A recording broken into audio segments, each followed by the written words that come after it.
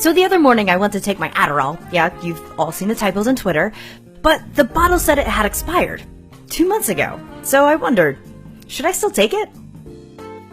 So we're a YouTube channel. We definitely can't recommend that anyone use medicine past its expiration date. But what we can do is give you some information. Like what expiration dates mean, how researchers figure them out, and how potentially dangerous, or maybe not, expired pills can be. In theory, and let me reiterate that in theory part, expired medications could turn into something toxic, turn into something useless, or work exactly as expected. Luckily, expired medications turning toxic doesn't seem to happen all that often, or at all, really. So again, expired drugs usually aren't toxic. They just might not have enough of the original drug left in them to, well, do anything. So the question scientists ask is, how long does it actually take the drug to become useless? Chemical reactions are basically the reshuffling of chemical bonds. Drug molecules are usually fairly big and complex, so there's a lot of bonds there that can react with things in their environment, changing them into different molecules that aren't in the drug you think you're taking. But how fast and how much this happens really depends on a lot of things. Things like heat and moisture and light are all things that can encourage those chemical reactions. And the exact chemistry of the drug molecule can make it degrade faster or slower.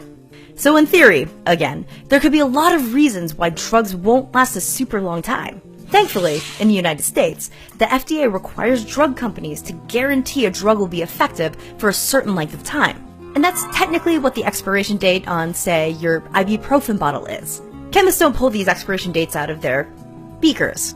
What actually happens is the drug companies have the drug sit around for a certain amount of time, in both cool and dry conditions and warmer and more humid conditions. They run tests to see if the pill or liquid or whatever has the same amount of the drug in it that was there when they started. And usually there is, with a few exceptions of course, like aspirin. Aspirin actually goes bad. Drug expiration testing can get really labor intensive if you do it for 5 or 10 years or longer, meaning it's almost never practical to find the real expiration date for drugs. Except sometimes, we really want to know. For example, did you know the government stockpiles drugs in case of epidemics or other huge medical disasters? Neat, right? And it would be real neat if they didn't have to throw away all those potentially life-saving medications just because of a somewhat arbitrary expiration date. So the Shelf Life Extension Program tests drugs' shelf life for the US government and has found a lot of drugs are good way past those initial dates. A lot of doctors and other professionals would like to use this kind of data to get the FDA to extend expiration dates of the drugs we take outside of those government stockpiles. So should I take my 2-month expired Adderall? I've kept it in a cool dark place, it's a pill and it's not a liquid, and 2 months past the expiration date isn't all that long. Well, we can't tell you to take or not take that drug. But what we can tell you is that most pills will stay potent and reasonably safe longer than some poor chemist was paid to sit around and slowly watch them not expire. Except aspirin. Pull it together, aspirin. But hey, if you're ever in doubt, call your doctor. Thanks for watching.